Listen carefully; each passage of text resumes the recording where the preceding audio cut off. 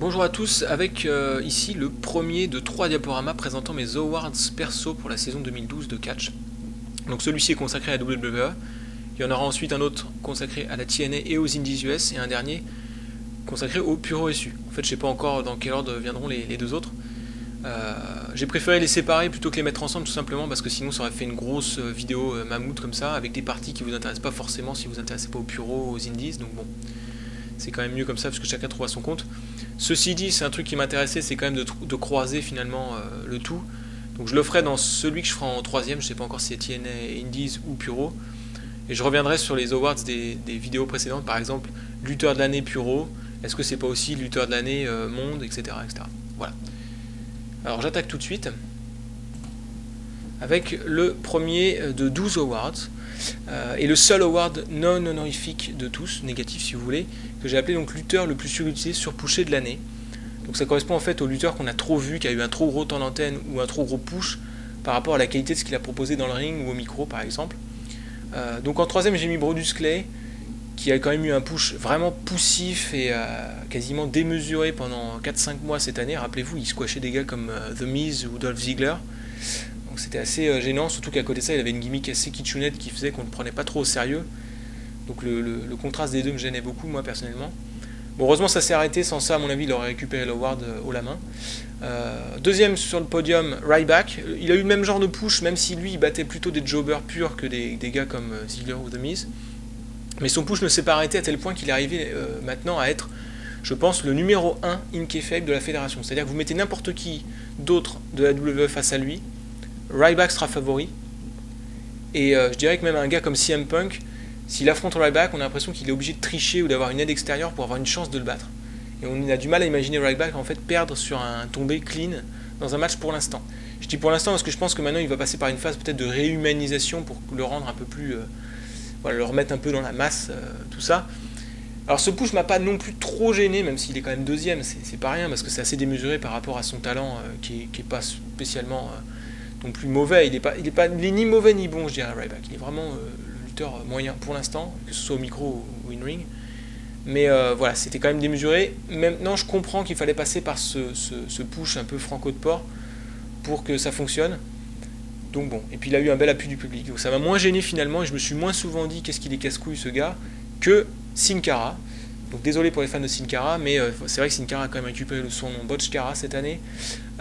J'ai plusieurs fois dit qu'il était assez mauvais dans tout ce qui est brawling, transition et tout ça. Mais en plus, je me rends compte qu'il n'est pas si bon que ça dans le high fly. Il y a des gars comme Tyson Kidd ou Justin Gabriel qui m'ont paru plus impressionnants, ou même Evan Bourne. Donc même dans son domaine de prédiction, celui sur lequel il doit briller, il brille pas spécialement. Et dans le reste, il est moins bon que quasiment tout le monde dans le roster. En plus, il parle pas. Ça lui fait quand même beaucoup de choses contre lui, alors que parallèlement, il a quand même un bon petit temps d'antenne. On voit que la fédération insiste avec lui. Il a quand même battu pas mal de monde, notamment dans la première moitié de l'année. Donc voilà. Je trouve que il se mérite cet award, voilà, tout simplement. Donc award suivant, c'est exactement le contraire du précédent, ça concerne ceux qu'on n'a pas assez vus ou alors dans des rôles vraiment ingrats par rapport à la qualité de ce qu'ils ont pu montrer sur le peu qu'ils ont eu à se mettre sous la dent, parce que ça concerne quand même des gens qu'on voit pas beaucoup. Alors j'avais un quatrième candidat à ce podium qui ne s'y trouve pas, c'est Tyson Kidd, qui a vraiment un niveau in-ring vraiment élevé, qui devrait lui mériter, je pense, un rôle important dans le mid-card, et au final il est plutôt jobber, donc c'est dommage. Je mets quand même devant lui les Usos, parce que, alors les Usos c'est assez intéressant. Je pense que 2012, c'est une année où il y a eu beaucoup plus de temps d'antenne consacré aux équipes. Il faudrait faire le calcul, notamment en pay-per-view. Et paradoxalement, peut-être l'équipe qui potentiellement est la meilleure, notamment parce qu'elle est plus légitime, c'est pas une association de deux individualités, parce qu'ils ont toujours été en équipe, donc ils savent vraiment bien gérer un match par équipe, ils ont pas mal de double team moves, etc. On a pu le voir plusieurs fois. Et bien paradoxalement, malgré l'augmentation du temps d'antenne consacré à la division par équipe, la meilleure équipe potentiellement, elle, n'est pas plus utilisée. Donc ça c'est vraiment un truc que j'explique pas. Donc j'espère que ce ne sera pas le cas pour 2013 pour eux. Et devant eux, on a deux gars qui ont été totalement dépushés. Alors McIntyre, ça avait commencé en 2011, mais ça s'est vraiment confirmé en 2012, où il a touché le fond, à tel point que la gimmick de 3MB pour lui c'est une relance, c'est pour dire. Alors qu'il n'est pas mauvais, je pense, il est quand même pas mal au micro, il a un petit charisme, et puis bon voilà, ça va. Mais surtout Zack Ryder, alors là c'est le gros point d'interrogation. D'ailleurs lui-même se pose la question, il l'a mis sur Twitter, 2012 c'est une année oubliée, 2013 ce sera son année, c'est tout ce que je lui souhaite, parce que toujours aussi acclamé, il a des pops comparables à des main eventers et des faces aussi populaires, c'est pas si souvent qu'on en a. Alors qu'il n'a jamais vraiment eu de push pour l'aider à acquérir cette popularité. À côté de ça, il est quand même vraiment régulier dans le ring, il a une gimmick originale dans laquelle il est naturel, il est à l'aise. C'est le genre de gars qui pourrait justement avoir des storylines de mid-card pour aider des gars à passer un cap. Il aurait pu occuper Ziggler dans le mid-card, il aurait pu occuper, je sais pas, Cesaro dans le mid-card ou The Miz. Justement des gars comme ça, avec des storylines, mais malheureusement pour lui, je trouve que la WWE, et c'est un reproche que je leur ferai, ne fait plus beaucoup de rivalité mid-card, et ça c'est dommage. Finalement, à part les histoires autour des titres US et Intercontinental, il n'y a pas grand-chose. Et c'est dommage parce que justement, un gars comme Zack Ryder pourrait supporter ça grâce à son talent au micro. Donc voilà, dommage. Award suivant, donc Newcomer Rookie de l'année. Je préfère le terme Newcomer dans la mesure où, pour la quasi-intégralité, ce sont des lutteurs qui sont rookies seulement du point de vue de la WWE, mais ils ont tourné sur le circuit indie pendant plusieurs années. Déjà, le premier truc qu'on peut remarquer sur cet award, c'est qu'il n'y a pas Ryback sur le podium, alors que In Kayfabe, c'est bien entendu le rookie de l'année. Mais je dirais que Ryback, on l'a vu dans le main event, on l'a vu face à son potentiel. Enfin, il pouvait faire des matchs voilà, longs, etc., etc. Et ça a un petit peu coincé. Voilà, on a quand même vu les limites de Ryback. Alors que les limites de Cesaro, on les a moins vues. Je pense que ce gars-là, bon, c'est peut-être aussi parce que je connais Claudio Castagnoli que je dis ça, mais a moyen de faire beaucoup mieux. Et puis ceci dit, je pense qu'il a fait un meilleur niveau moyen de match que Ryback sur cette année. Mieux encore que Cesaro, Damien Sandow. Alors lui, c'est carrément la révélation de l'année. Je le connaissais pas du tout au début de l'année, et maintenant c'est un gars que j'estime pas trop mal. En tout cas, au niveau de son personnage, il a été énorme. Alors qu'au début, il laissait à peu près tout le monde indifférent. Petit à petit, il a su le rendre encore plus savoureux. Et maintenant, il est vraiment intéressant à tel point que je pense qu'il peut devenir main eventer tôt ou tard. Surtout qu'il a un niveau in-ring pas trop mal, il a un bon petit gabarit. Donc voilà, à voir. Mais pour moi, assez incontestablement, les rookies de l'année, c'est The Shield. Alors j'ai fait un autre groupe. Ça les aide évidemment.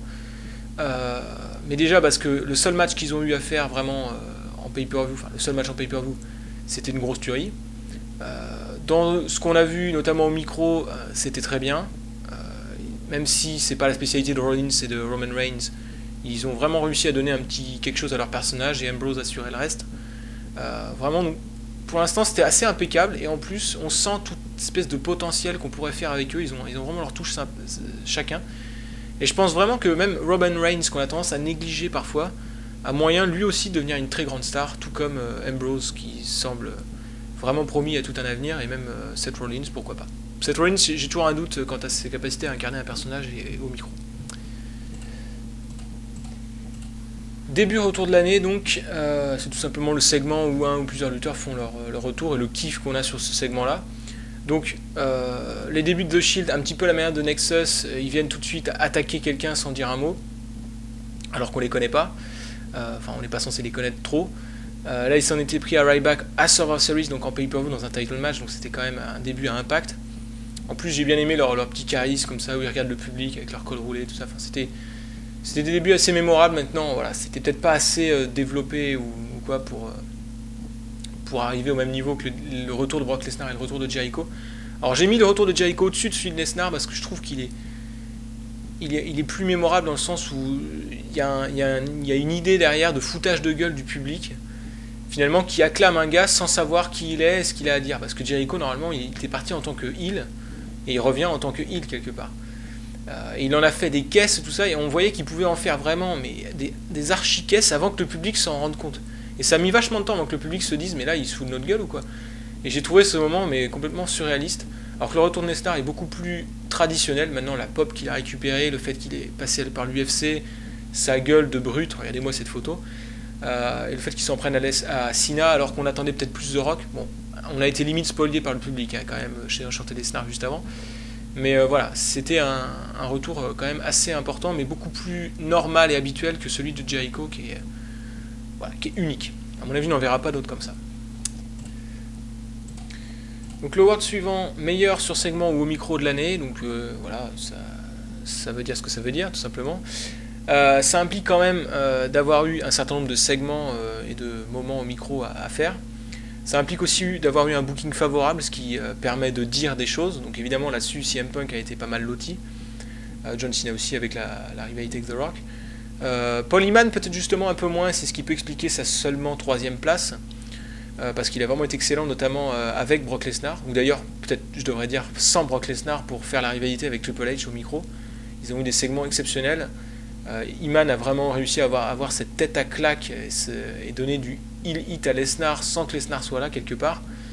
En plus de ça, ce qu'il disait c'était un peu vrai, c'était toujours à la limite, c'était voilà, en plus un très bon acteur. D'ailleurs, on a vu sa qualité d'acteur lors du match entre Cena et Punk à Night of Champions où il était aux abords du ring. C'est un gars que j'aimerais voir encore un peu plus utilisé. Je trouve que finalement avec Punk, puisque Punk est excellent au micro, il n'a pas forcément besoin de Lesnar comme ça, de Paul Heyman, et du coup ça le met un peu dans l'ombre, c'est un peu dommage. Alors deuxième justement CM Punk est surtout excellent en heel, je sais pas, c'est vraiment, il est super à l'aise.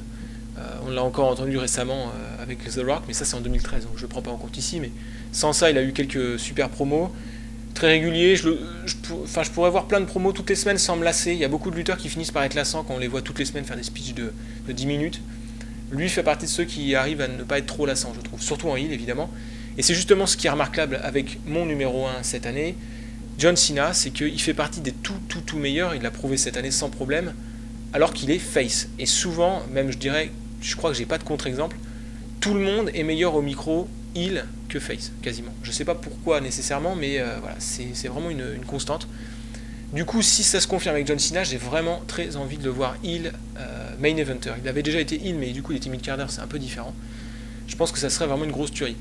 Alors, ce qui donne l'award à Cena, c'est notamment en grande partie la rivalité avec The Rock, puisque dans cette rivalité-là, j'ai l'impression que c'est Cena qui a tout fait, sans déconner. Alors je sais que bon, il y a des fans de The Rock, mais ce que je veux dire par là, c'est que si on avait enlevé les speeches de Cena, ça aurait été juste un gros match, comme ça, entre deux grandes stars, on aurait regardé juste les speeches de The Rock, voilà. Ça aurait été un gros match, les speeches auraient été fun sur le moment, mais ils n'auraient pas forcément apporté quelque chose comme ça. Mais tous les speeches de John Cena qui étaient non seulement intéressants sur le moment, je trouve ils ont surtout donné une dimension au match, une espèce de dimension comme ça symbolique, une importance cruciale, voilà, on est passé à un autre niveau. Et ça c'est grâce au speech de Cena. Alors je ne sais pas si c'est lui qui les écrit ou non, mais toujours est-il qu'il a été convaincant quand il les a dit, il était touchant. Je me souviens aussi du speech qu'il a fait après le match contre Brock Lesnar à Extreme Rules, où il avait vraiment l'air, voilà. Je ne sais pas s'il l'était ou il le jouait, mais il y avait de l'émotion dans ce speech. C'était assez fort. Si vous vous souvenez plus de celui-ci, je vous conseille de le revoir. Enfin bref, pour moi c'est de toute façon potentiellement le meilleur, et comme c'est une année où il a eu l'occasion de le montrer, eh bien il a l'award, tout simplement. Donc award suivant, progression de l'année. Le titre est transparent, mais je vais quand même juste préciser qu'il ne s'agit pas seulement du in kayfabe, même si ça joue, mais c'est plus sur le changement de mon jugement sur ces gars-là, dans leur capacité in-ring ou au micro, ou la nouvelle dimension qu'ils ont dans leur personnage, ou le renouvellement de leur personnage, justement, ce genre de truc. Donc c'est quand même un peu lié forcément au booking qu'ils ont eu, mais pas que. Alors vous allez mieux comprendre quand je vais parler de CM Punk, parce que CM Punk, on peut se dire, bah écoute, à la fin 2011, il était déjà champion, c'était déjà une grande star, il faisait déjà des bons matchs. Qu'est-ce que tu veux de plus?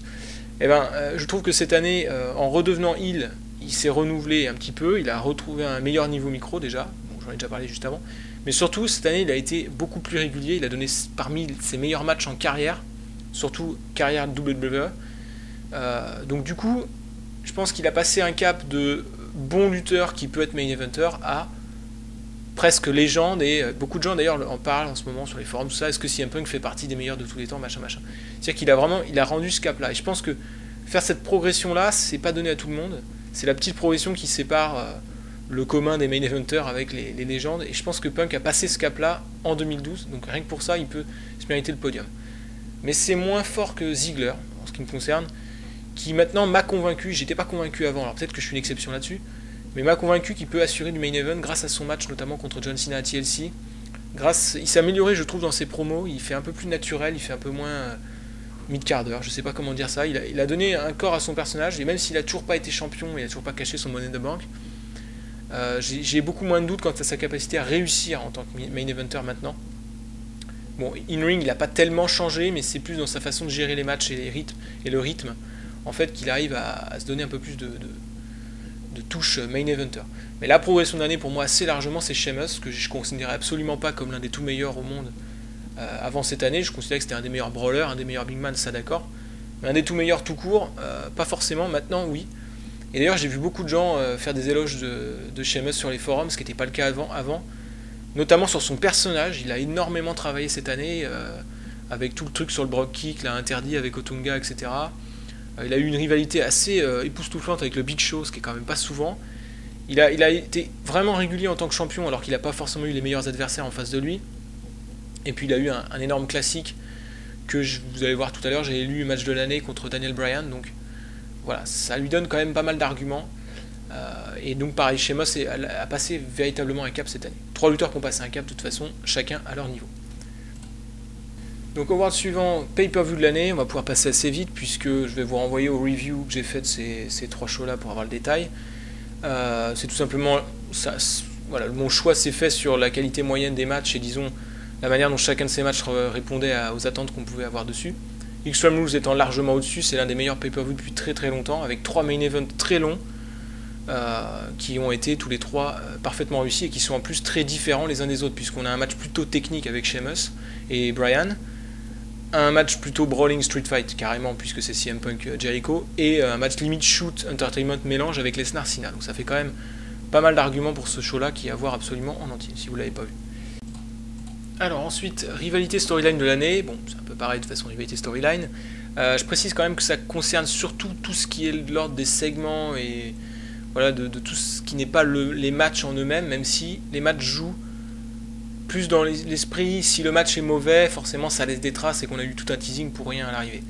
Mais voilà, si les matchs sont potables, comme ça a été le cas notamment du Lesnar Triple H ou du The Rock Cena, sans être des matchs de l'année, des véritables candidats au match de l'année, c'est suffisant et du coup on peut vraiment se concentrer sur cette histoire de segment sur lequel la rivalité Cena-The Rock écrase tout ce qu'on peut espérer. J'ai rarement eu autant envie de voir un match que celui-ci. J'ai eu l'impression par moment de redevenir une espèce de marque parce que j'ai embarqué pour... De toute façon je pense que c'était fait de telle sorte qu'on embarque soit totalement pour l'un, soit totalement pour l'autre. En ce qui me concerne c'était totalement pour Cena. Parce que justement, j'en parlais tout à l'heure, il y a eu toute une dimension symbolique dans ce match.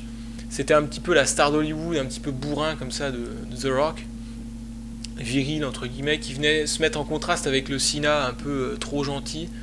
Mais d'un autre côté, le Cena passionné de lutte qui est là toute l'année, qui se défonce. Donc il y avait vraiment un peu de tout là-dedans. On avait des moyens d'aimer chacun, mais bon, je pense que tout le monde a embarqué totalement pour l'un ou pour l'autre. Et comme je le disais, je suis presque redevenu une espèce de marque sur ce match. Alors bon, le match est un peu décevant, puisqu'il n'a rien d'exceptionnel, alors que la rivalité, elle, était totalement exceptionnelle.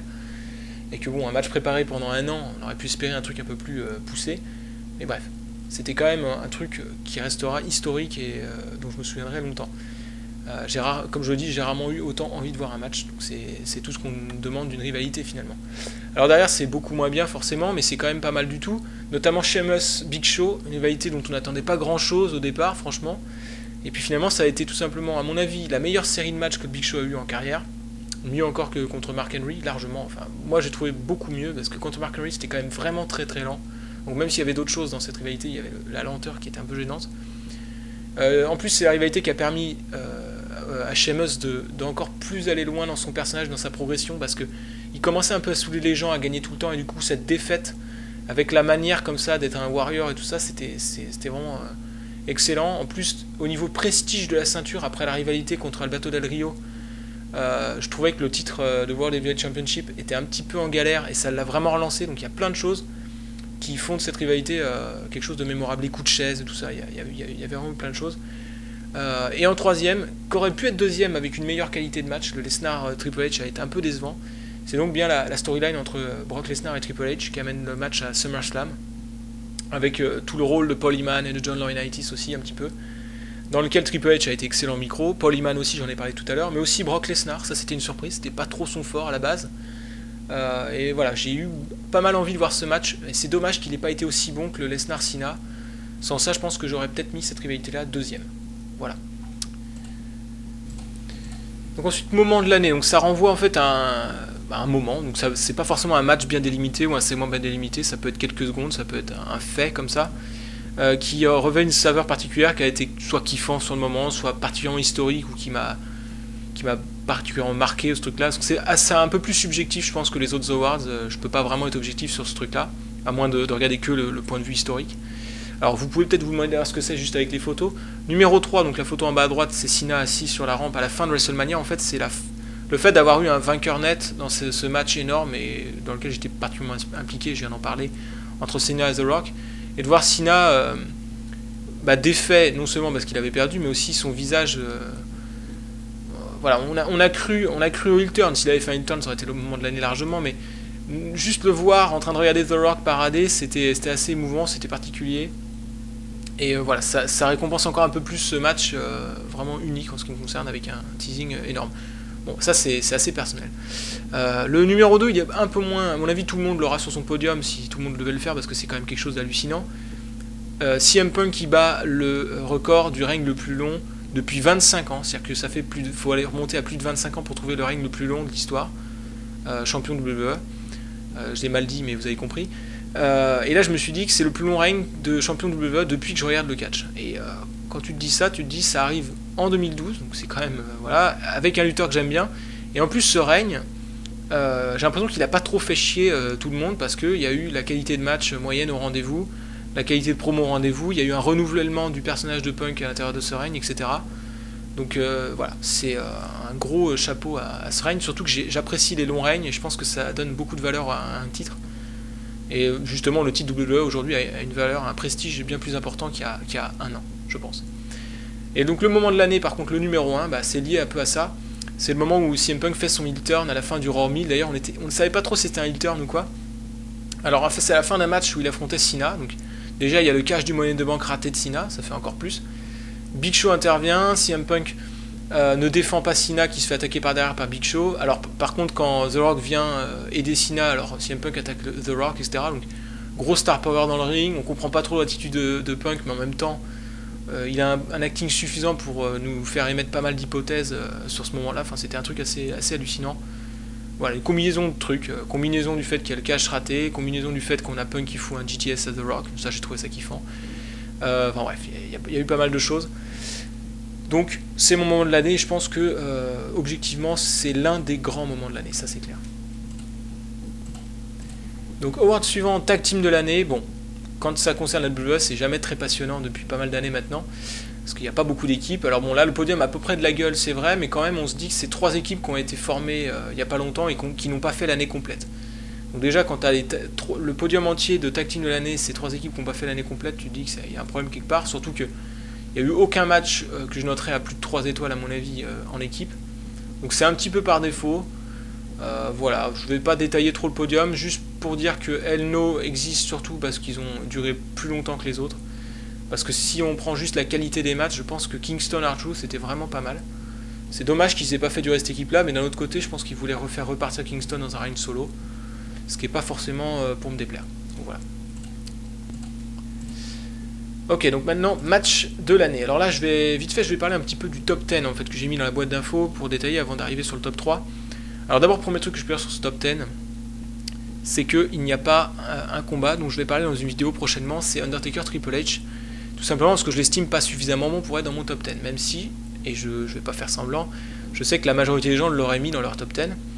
Du coup, je ferai une vidéo pour expliquer pourquoi plus tard, et je parlerai aussi de l'autre Undertaker Triple H, celui du WrestleMania précédent, en 2011. Donc si vous avez particulièrement aimé ces matchs-là, n'hésitez pas à éventuellement m'envoyer un message pour m'expliquer pourquoi, mais faut que ce soit détaillé et pertinent, faut pas juste me dire « Ah bah j'ai bien aimé parce que Shawn Michaels, machin », enfin bref. Voilà, je vous citerai éventuellement, puis je reverrai peut-être le combat avec vos commentaires à l'esprit pour voir. Mais là, a priori, ce serait un combat que je noterais dans les 3, un truc comme ça. Bon, ça vous choque peut-être, mais vous attendez la vidéo, vous saurez pourquoi. Je suis loin d'être le seul à l'avoir pas trouvé bon, donc voilà, c'est pas non plus un délire perso. Alors, le top 10, rapidement, je vais parler de 2 combats que je n'ai pas abordés dans les reviews que j'ai fait, puisque c'était avant que je lance ma chaîne. C'était CM Punk Mark Henry de Raw du lendemain de WrestleMania, un combat qui a une petite touche puro-reçue, je trouve. Si vous avez aimé ce combat-là, vous pouvez aimer le catch japonais sans problème, avec une opposition de gabarit entre celui de Mark Henry et celui de CM Punk vraiment bien rendu. Un finish certes un peu déstabilisant, ça se finit en count-out. mais tout le reste est vraiment bon. Bon, un petit peu lent sur la première partie de match, mais Mark Henry comble ça en ayant vraiment l'air d'une grosse brute. Il est assez kiffant. D'ailleurs, j'ai hâte qu'il revienne. Je l'aimais pas trop avant, mais là, je commence à m'embarquer. Parce qu'ils ont eu d'autres matchs ensemble qui sont pas mal, CM Punk et Mark Henry. Donc vraiment une très très bonne surprise. Et l'autre bonne surprise, c'est le Elimination Chamber de SmackDown, du pay-per-view du même nom, qui a été super bien booké alors que sur le papier ça donnait pas envie. Alors, à l'exception du fait d'avoir mis Great Khali qui ne sert strictement à rien, autant avoir mis une cellule vide, ça aurait été limite mieux. Ou alors mettre un mec qui peut prendre un gros bump et puis merci au revoir, à la limite tant qu'à faire, parce que Great Khali peut même pas prendre de bump, donc c'est pas trop intéressant. Mais en dehors de ça, tout est génial. Grosse perf du Big Show et de Wade Barrett dans ce match. Booking avec pas mal d'originalité, notamment avec le Big Show qui rentre dans la cellule de Daniel Bryan, qui du coup veut que ce soit son tour pour pouvoir sortir, donc ça inverse les rôles. En plus, tout ce moment-là est teasé plusieurs fois par le Big Show, qui a l'air pas trop du face et pas trop d'un heel, il était assez bien fait dans ce match. Donc grosse perf in-ring de Barrett et Cody Rhodes, des éliminations bien arrivées, et puis surtout ce qui se passe avec Santino Marella. Alors peut-être que vous n'avez pas aimé, mais moi je trouve que Santino a l'air d'une grosse brêle dans ce match, mais qu'en même temps il est éliminé en avant-dernier, il élimine Cody Rhodes, il est là, il s'accroche. Donc du coup il est booké vraiment comme une brêle, parce qu'il prend trop cher, il reste KO hyper longtemps. Daniel Bryan, on a l'impression que dès qu'il s'énerve c'est pour lui. Il peut se débarrasser de lui comme il veut, mais voilà, Santino il a du cœur au ventre, le public embarque, c'est vraiment sympa. Donc, bon, c'est dommage que ce Santino qui ait eu ce rôle-là plutôt qu'un mec qu'on prend un peu plus au sérieux que lui, j'avoue. C'est dommage aussi pour le Great Khali, mais justement avec ces trucs-là en plus, ils auraient pu taper des notes du style 3/4 et plus, et ça aurait été un des meilleurs Elimination Chamber de tous les temps. Là, c'est juste un des meilleurs depuis qu'il y a un pay-per-view qui s'appelle comme ça, ce qui est déjà pas mal. Alors il y avait quand même un match sur lequel je m'étais bien trompé, parce que souvent les notes sont à peu près les mêmes que j'avais mis lors de mes reviews, sauf pour Brock Lesnar, John Cena. Enfin je dis que je m'étais bien trompé, vous êtes peut-être pas d'accord avec ça, c'est pas forcément objectif, mais je m'étais un peu focalisé sur le finish du match, que je trouvais un peu abrupt, et pas aussi kiffant que toutes les tentatives de comeback de Cena. Et ça m'avait un peu gêné. Mais je trouve que d'un autre côté c'est injuste, parce que la plus grosse portion du match, je la trouve vraiment excellente. En plus je la trouve unique. Le côté original et spécial me parle aussi, parce que j'ai jamais vu un match avec un tel mélange de shoot wrestling d'un côté et de entertainment de l'autre. Et voir Cena dans cet état-là, en train de saigner, a l'air d'être complètement à la rue, incapable de faire quoi que ce soit, et puis tout d'un coup tenter des comebacks avec l'espèce de cœur au ventre, tout ça, c'était vraiment fort. Le public est excellent aussi, enfin, un match avec une force dramatique impressionnante. Et d'ailleurs, c'est un combat que beaucoup de gens plébiscitent et considèrent comme peut-être le match de l'année, toutes faites confondues 2012. Alors, ça vous choque peut-être, là, a priori. Mais c'est juste qu'il est unique, et du coup, il y a certaines personnes je pense, qui ont embarqué totalement. Bon, moi je considère quand même deux autres matchs au-dessus de lui, Sheamus Bryan et le match de TLC avec The Shield. Pour les raisons exactement les mêmes, j'ai pas changé d'avis sur quasiment rien de ce que j'ai dit dans les reviews des pay-per-view respectifs, donc du coup je vous renvoie à ceci pour en savoir plus. Voilà, je passe au dernier award avec le lutteur de l'année. Donc voilà, titre transparent bien évidemment.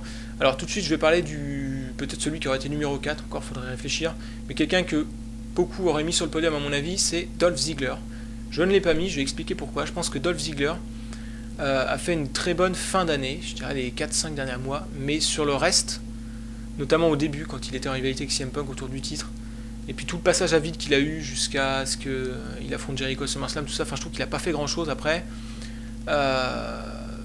font que j'ai du mal à le mettre sur le podium, sachant que lui, Daniel Bryan, le numéro 3, a fait une première partie d'année vraiment exceptionnelle. Avant qu'il soit en Team Hell No, c'est-à-dire tout le reste, c'était une grosse tuerie, quoi. Que ce soit la rivalité avec Sheamus, ou avec Big Show et Mark Henry au début, ou avec CM Punk, c'est toujours exceptionnel. Donc il se met au-dessus, surtout qu'avec Hell No, c'était pas non plus de la grosse daube, mais c'est vrai que bon, c'est une petite sous-utilisation vu le talent du gars et vu ce qu'il a montré au début de l'année. Puis il y a tout ce truc avec Yes aussi qui était un vrai phénomène, donc il méritait quand même une place sur le podium. Maintenant, les deux lutteurs de l'année, c'est bien entendu les deux lutteurs qui ont porté les ceintures de champion du monde le plus longtemps, Sheamus presque toute l'année et Punk toute l'année. Alors maintenant, se dire ouais, bah, c'est pour ça qu'ils sont lutteurs de l'année, c'est un peu bizarre. Maintenant, c'est un piège aussi, parce qu'on a vu des lutteurs porter la ceinture toute l'année et justement saouler les gens et montrer leur faiblesse. Alors là, ils ont réussi à l'assumer, ce rôle de méga champion, parce que bon, quand tu as des règnes de quasiment un an, c'est quand même quelque chose. Ils ont réussi à l'assumer parfaitement, en donnant chaque pay-per-view des matchs de qualité. Finalement, à chaque pay-per-view, on avait les deux title matchs, qui étaient toujours des bons matchs. à l'exception de WrestleMania. Bien sûr, avec le World Heavyweight qui était bien sûr de 18 secondes, là, donc bon, bref. Mais sinon, voilà, et surtout, je trouve, ce qui est remarquable avec Sheamus, que Punk n'a pas, c'est que lui, il a réussi à le faire face à des adversaires quand même pas évidents. Del Rio et Big Show, c'est pas des habitués des grosses notes depuis qu'ils sont là. Et il leur a donné parmi les meilleurs matchs de leur carrière à la WWE, donc ça, faut le féliciter. Maintenant, Punk est au-dessus parce que voilà, il a plus de matchs candidats dans le top 10. Regardez un petit peu la quantité. Alors c'est vrai qu'il a eu une rivalité avec Jericho, ça aide. Avec Bryan, ça aide. Match avec Cena, ça aide aussi. Mais bon, au-delà de ça, il a aussi été très bon au micro. Il a plus réussi à faire un espèce de phénomène autour de lui. En plus, il s'est renouvelé au cours de l'année puisqu'il a fait un turn pendant son règne, etc. Donc bon, ça me paraît assez clair que c'est le lutteur de l'année. C'était déjà le lutteur de l'année dernière en ce qui me concerne. Je pense que c'était le cas pour pas mal de monde. En 2010, justement, j'aurais mis Sheamus, donc on voit qu'en ce moment, c'est vraiment les deux un petit peu par défaut. En 2010, c'était un peu particulier. Beaucoup de gens avaient dit The Miz, mais moi, j'avais pas été trop convaincu, donc j'aurais dit Sheamus qui avait plus été dans le mid-card. Bref. En tout cas, c'est vraiment les deux gros noms actuellement. Et je voulais parler d'un truc, c'est que si je repense à tous mes lutteurs de l'année, je me suis déjà posé la question sur chaque saison de la WWE depuis 1992. Pour moi, il n'y a qu'un seul lutteur qui a réussi à le faire 3 années de suite, c'est-à-dire à être 3 années de suite le meilleur lutteur de la fédération. Ce lutteur-là, c'est Bret Hart pour les saisons 93, 94 et 95. Pour 95, je sais que c'est pas le cas de tout le monde. Certains pensent que c'est plutôt Shawn Michaels, mais Shawn Michaels ayant raté un tiers de l'année, je préfère le donner à Bret Hart vu qu'il n'y avait pas un gros écart entre les deux sur la qualité. Donc voilà, ça serait donc Bret Hart qui aurait le record du nombre d'années consécutives en tant que lutteur de l'année. Et là, CM Punk a la possibilité d'égaliser au moins en étant lutteur de l'année 2013. Alors je sais que c'est juste un award très subjectif, c'est juste pour moi, mais je pense qu'on est assez nombreux, on serait assez nombreux à le donner pour Bret Hart 93, 94, 95, et on serait assez nombreux à le donner à CM Punk pour 2011, 2012, donc c'est quand même un enjeu que je peux citer ici. Et du coup, voilà, l'une des questions qui m'intéresse, est-ce que CM Punk peut continuer sur ce niveau d'excellence en 2013 ? Je me méfie du moment où il va perdre le titre. Est-ce qu'on va le remettre dans le title picture tout de suite, sachant qu'il a été champion toute une année? Je ne sais pas si ça va bien passer en backstage.